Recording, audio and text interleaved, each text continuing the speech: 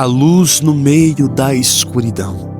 Nós bem sabemos que nos tempos atuais, devido às falsas doutrinas, muitos têm se deixado levar pela escuridão, de ensinamentos que a palavra do Senhor nunca respaldou, de palavras que Jesus nunca proferiu, de ideologias que o Senhor nunca aprovou.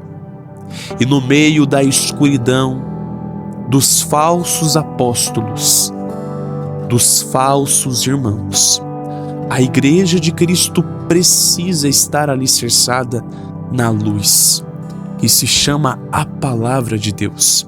Seja muito bem-vindo ao canal Abner Jovem Cristão. Que Deus possa abençoar grandiosa e poderosamente a sua vida em nome do Senhor Jesus. Quero que comigo você venha neste vídeo de hoje estar meditando nesta reflexão bíblica sobre a Palavra de Deus como uma luz que ilumina as nossas vidas. Vamos estar lendo Salmos 119, número 105, que assim vai nos dizendo: Lâmpada para os meus pés é tua palavra e luz para o meu caminho. Queridos, vivemos em tempos tenebrosos, onde muitos falsos irmãos, muitos falsos apóstolos, que se transfiguram em apóstolos de Cristo, como dito em 2 Coríntios capítulo 11, versículo 13. Estes levam multidões, barganham almas com doutrinas, ideologias, pregações e exposições que de Bíblia não existe nada. Pregações, exposições que deveriam ser bíblicas, ensinamentos e ideologias, doutrinas que faltam com a verdade do Evangelho, que colocam o homem, os prazeres, os desejos, a vida humana, a vida mundana no centro do Evangelho e retiram a verdade, retiram a palavra, retiram a doutrina bíblica de seus ensinamentos com o propósito de convencer, com o propósito de alcançar, com o propósito de subornar esta nova geração com ensinamentos que não provêm de Deus. Neste sentido, muitos falsos apóstolos se utilizam de palavras que as pessoas querem ouvir e não de palavras que elas precisam ouvir. Com a máscara de um evangelho que aponta para Cristo, eles na verdade pregam um evangelho que aponta para o homem. E eu digo isto no sentido da valorização de um evangelho para com o pecado, para com o mundanismo, para com as ideologias do mundo. Um evangelho que não se importa com o negue-se a si mesmo. Um evangelho que negligencia a renúncia. Um evangelho que negligencia a abnegação por amor ao evangelho, por amor ao nome de Cristo, por amor à cruz de Cristo. Um evangelho que rejeita o sofrimento, a perseguição, a dificuldade que é servir a Jesus e apenas apresenta a prosperidade, bênçãos materiais como padrão, como motivo para se seguir a Cristo. Deus tem bênçãos materiais para os seus filhos? Tem ou não tem? Tem. Deus tem bênçãos físicas para os seus servos fiéis? Tem ou não tem? Tem. Contudo, a genuína busca de um genuíno servo de Cristo, de um genuíno filho de Deus, não está naquilo que o Senhor pode lhe proporcionar, não está na bênção que Deus pode lhe conceder, senão na presença que está em Cristo. Um genuíno servo de Deus não busca Ele por aquilo que Ele pode conceder, mas por aquilo que Ele é: Deus, Pai Celestial, Príncipe da Paz. Um genuíno servo de Cristo não o adora por aquilo que Ele pode fazer, mas por aquilo que Ele é, o Todo-Poderoso, aquele que é digno de toda a minha adoração.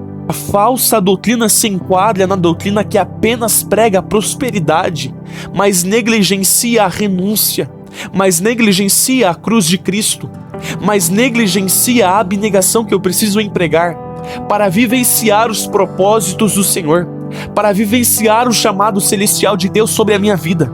A falsa doutrina, a falsa ideologia acredita em um evangelho que não confronta o meu pecado, que não confronta o meu eu, que não confronta as minhas práticas que me afastam de Deus. Muito pelo contrário, me deixa em uma posição confortável mesmo estando distante de Deus em meio ao meu pecado. Me deixa em uma posição de conforto mesmo estando distante de Deus em meio à minha transgressão. Evangelho de verdade é evangelho que prega a renúncia. Evangelho que é evangelho de verdade é evangelho que prega a cruz de Cristo, que prega o sofrimento, que prega a adversidade, que os seus filhos, que os seus servos devem enfrentar, precisam enfrentar.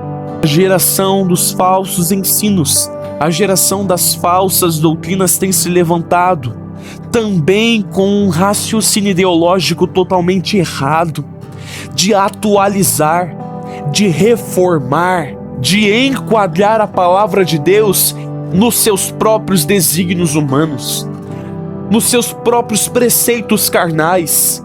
Querem alterar as escrituras, querem mudar o que está escrito, pois sabem que nenhuma mentira pode derrubar a verdade que está escrita.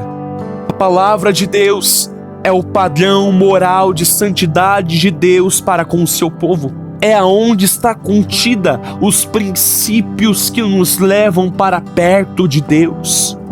É aonde está contida, é aonde está escrito os pecados que nos afastam da presença dele.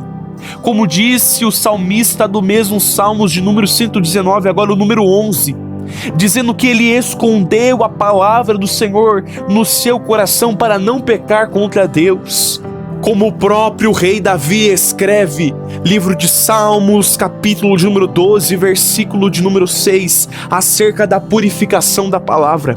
As palavras do Senhor são palavras puras como prata refinada em forno de barro e purificada 7 vezes. Sabe o que é esta palavra? Sabe o que as palavras de Davi nos testificam? A palavra de Deus é purificada, a palavra de Deus é lavada, a palavra de Deus é remida, a palavra de Deus é o padrão de santidade de Deus para com seu povo. Não pode ser alterado, não pode ser negligenciado, não pode ser escondido, não pode ser negado. É a palavra purificada 7 vezes por Deus. Jesus se referindo à mesma palavra, Jesus se referindo à mesma escritura, diz na visão segundo escreveu Marcos, Evangelho de Marcos, capítulo de número 12, versículo de número 24, e Jesus respondendo disse-lhes: porventura não errais vós em razão de não saberdes as escrituras nem o poder de Deus? Eu conheço o poder de Deus. Eu conheço a sua soberana vontade sobre a minha vida. Eu conheço a sua direção celestial para mim através da leitura, através da atenção, através da inclinação à palavra de Deus. É nela que está descrito os grandes feitos do Senhor e a vivenciação pelo poder da fé dos nossos irmãos em Cristo. Quando nós negligenciamos a leitura bíblica, quando nós negligenciamos os meios de ler, de ouvir a palavra de Deus, nós cometemos um grave erro. Nós cometemos um redundante pecado, como escreveu o rei Salomão em Provérbios, capítulo de número 28, versículo de número 9. Leia comigo: o que desvia os seus ouvidos de ouvir a lei, até a sua oração será abominável. Se eu desvio os meus ouvidos da lei sagrada, se eu desvio os meus ouvidos das escrituras santas, se eu desvio os meus ouvidos de ouvir a palavra de Deus, antes colocando no lugar que deveria ser ocupado pela palavra coisas do mundo exterior, coisas do mundo secular, eu estou pecando contra o Senhor, eu estou cometendo um grave pecado contra Deus. Eu não posso negligenciar negligenciar a palavra, pois como disse o próprio Jesus, e conhecereis a verdade, e a verdade vos libertará. A verdade é a palavra, a verdade é o verbo vivo, Jesus é a palavra nos liberta. Mas como eu vou ser libertado por algo que eu não conheço? Jesus diz, e conhecereis. Qual é a consequência de conhecer a verdade? A libertação. E conhecereis a verdade, e a verdade vos libertará. Se eu não quero conhecer, eu também não posso clamar, eu não posso querer também a libertação da minha vida. Jesus exortou os discípulos em Mateus capítulo número 5, versículo de número 48, aonde ele disse para que eles fossem perfeitos, como é perfeito o Pai Celestial, o Pai que está nos céus, em outras palavras. Jesus exortou os discípulos a que eles fossem perfeitos, e aqui nós encontramos uma dissensão com o nosso entendimento. Quando lemos o versículo, quando lemos o texto, mas ninguém é perfeito, a perfeição é algo inalcançável, a perfeição é algo inatingível, a perfeição é algo intangível, não tem como alcançar, não tem como receber. Muito pelo contrário, o mesmo Jesus que disse para os discípulos serem perfeitos como é perfeito o Pai Celestial, como é perfeito o Pai que está nos céus, em uma das suas últimas orações antes de subir na cruz do Calvário, antes de subir à cruz do Calvário, ele ora em João 17:17 dizendo, santifica-os na verdade, a tua palavra é a verdade. Glória a Deus. A palavra te liberta, a palavra te mantém, a palavra te transforma, a palavra te renova. Mas para ela te libertar, para ela te transformar, para ela te renovar, você precisa sair do seu comodismo e ler a palavra de Deus. Eu preciso sair da área de conforto e conhecer os mistérios que estão descritos na palavra de Deus. Ela é luz em meio à escuridão. Ela é a lâmpada que ilumina os nossos passos.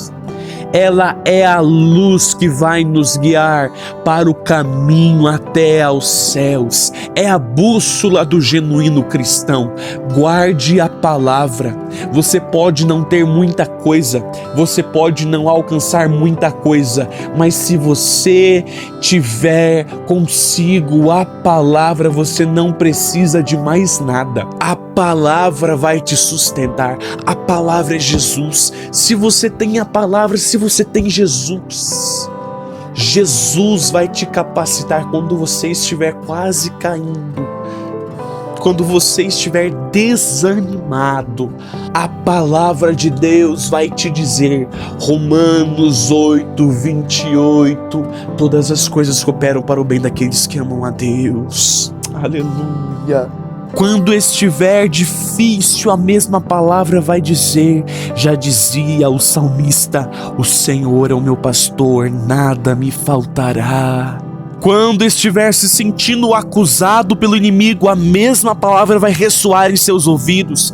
Romanos 8:1. Portanto, agora nenhuma condenação há para os que estão em Cristo Jesus, que não andam segundo a carne, mas segundo o Espírito.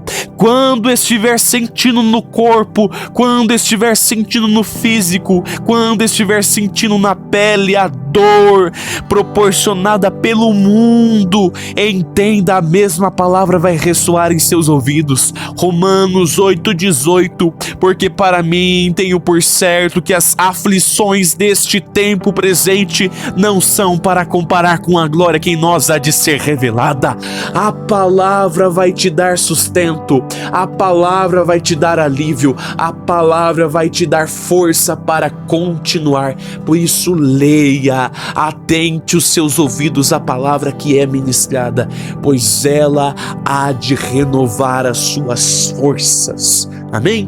Esta é a palavra que Deus tem depositado no meu coração. Que Deus possa abençoar grandiosamente a sua vida, família, casa e ministério, em nome do Senhor Jesus. Que possamos ser cheios do conhecimento da palavra, cheios da sabedoria, da unção e do discernimento do Santo Espírito de Deus, em nome do Senhor Jesus. Que Deus abençoe grandiosamente.